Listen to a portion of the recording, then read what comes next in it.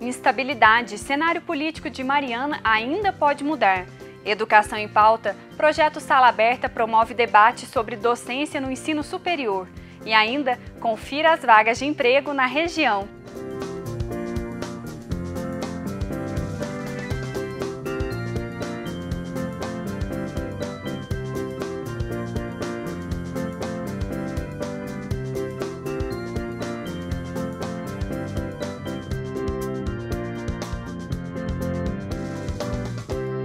Olá! O prefeito de Mariana, Celso Cota, foi destituído do cargo pela Câmara Municipal por improbidade administrativa, atendendo a uma determinação do Ministério Público. O vice-prefeito, Duarte Eustáquio Júnior, assumiu a prefeitura na última semana, durante cerimônia na Câmara de Vereadores. No entanto, o cenário político do município ainda pode mudar. Caso a chapa composta por Celso Cota e Duarte Júnior seja considerada nula pela Justiça Eleitoral, haverá mudanças com relação à condução da Prefeitura. Para falar sobre a situação política do município, eu converso com o promotor de Mariana, Guilherme Meneguin. Promotor, primeiramente, há indícios? Quais os indícios de irregularidades com relação à chapa de Celso Cota?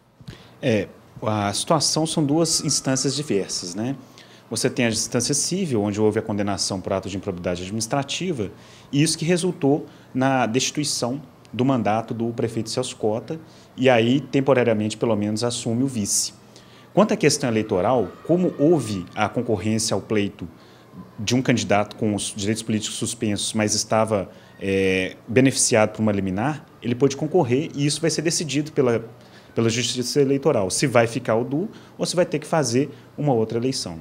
E, doutor Guilherme, o que acontece no caso de a chapa ser considerada nula? Temos duas situações.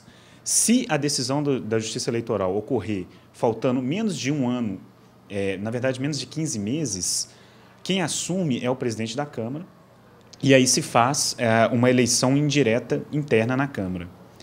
Caso essa decisão seja antes de 15 meses, 16 meses, por exemplo, aí terá que ocorrer uma nova eleição. E, de uma forma geral, quais as irregularidades que provocaram a cassação do mandato do prefeito, doutor?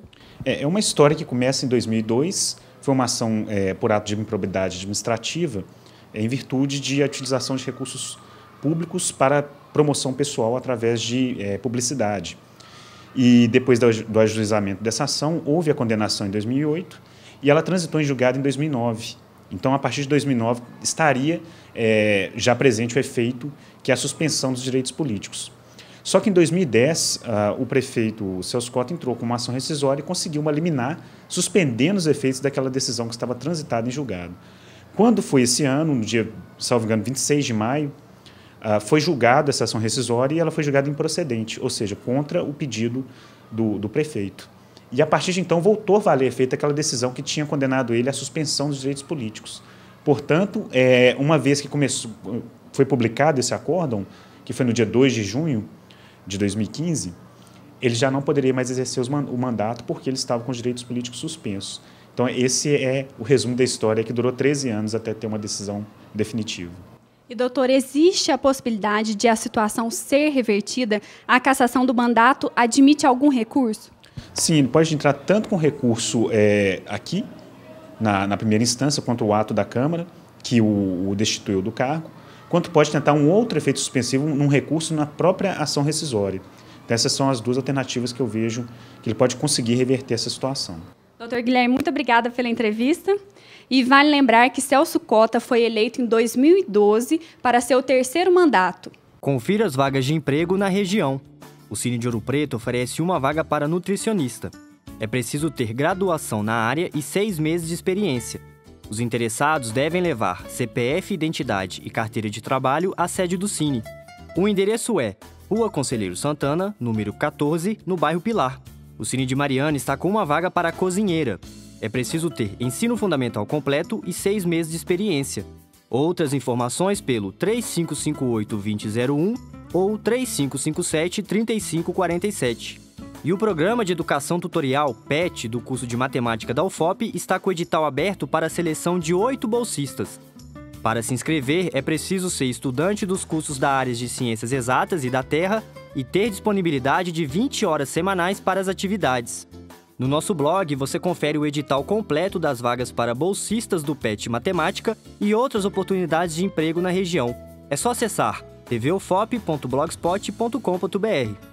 O tráfego e o estacionamento de veículos na rua Getúlio Vargas, em Ouro Preto, no trecho após o Largo da Alegria, estão bloqueados. Segundo estudos geológicos feitos no local pelo Instituto Geotécnico de Ouro Preto, o abatimento do solo ameaça casarões centenários e oferece risco à população. Veja mais detalhes. Análises do solo estão sendo feitas desde a constatação do afundamento da rua há mais de um mês. Eu converso com o geólogo do IGEL, Bruno Novaes, para esclarecer as dúvidas sobre o assunto. Bruno, primeiramente, quais as deformações daquele pavimento? Inicialmente a gente tem a deformação do muro de pedra seca, que fica logo ajusante da pista, e o adenamento dessa estrutura provocou o afundamento, né, da via, parcialmente da via. E Bruno, o que provocou este problema? Bom, nos últimos anos a gente tem um crescimento grande do fluxo, né, de veículos naquela via, né, e acredita-se que esse fluxo tenha condicionado essa deformação. E por que a interdição parcial da rua não é o suficiente, Bruno? Bom, como a estrutura do muro ela tem cerca de 3 metros de altura, né, e existe o risco desse muro colapsar. Então, como medida de segurança, propôs a interdição, né, para poder também fazer as investigações, para a gente ter informações a respeito do material que encontra-se abaixo da via, do aterro, no caso. E Bruno, qual o risco, então, à população que mora ou trabalha próximo ao trecho? Como a gente está no período do inverno e o período do inverno é caracterizado por poucas chuvas, então o risco ele é praticamente inexistente para a população, né? E atualmente estão sendo feitas as investigações e assim que elas terminarem, a gente vai analisar os dados e com isso propor a melhor solução, né, para poder estabilizar a via. E qual a obra será feita no local, então? Provavelmente a solução, né, será um reaterro com material adequado e no seu melhor estado de compactação. Obrigada pela entrevista, Bruno. A Prefeitura tem um prazo de 30 dias para apresentar o projeto de regulação do local. Ainda não há previsão para desbloqueio do trânsito. Aconteceu na última sexta-feira mais uma edição do programa Sala Aberta. O evento tem o objetivo de criar e ampliar o espaço para discussões sobre os desafios da docência. Nesta edição, o professor da PUC de São Paulo, Marco Maceto, conduziu o debate no auditório da Escola de Farmácia, que fica no campus Morro do Cruzeiro. O desafio é como vamos trabalhar com o aluno para que ele aprenda a buscar o conhecimento e trabalhar com essa informação que ele tem hoje. Segundo eixo, que desafio é que antes na universidade sempre se falou no ensino, ou seja, uma instituição que vai ensinar ao que não sabe. E o professor se via no papel de comunicador de informações e práticas profissionais. Hoje, a valorização é do processo de aprendizagem. Então, o importante, quem é o sujeito da aprendizagem? É o aluno. E é o aluno que precisa aprender, mais do que o professor que precisa ensinar. Não adianta o professor querer ensinar se o aluno não aprende. Então, como é que hoje se trabalha com a aprendizagem deste aluno? E na valorização da aprendizagem entra justamente a valorização da formação profissional, que também hoje, todas as profissões, não basta adquirir informações e técnicas.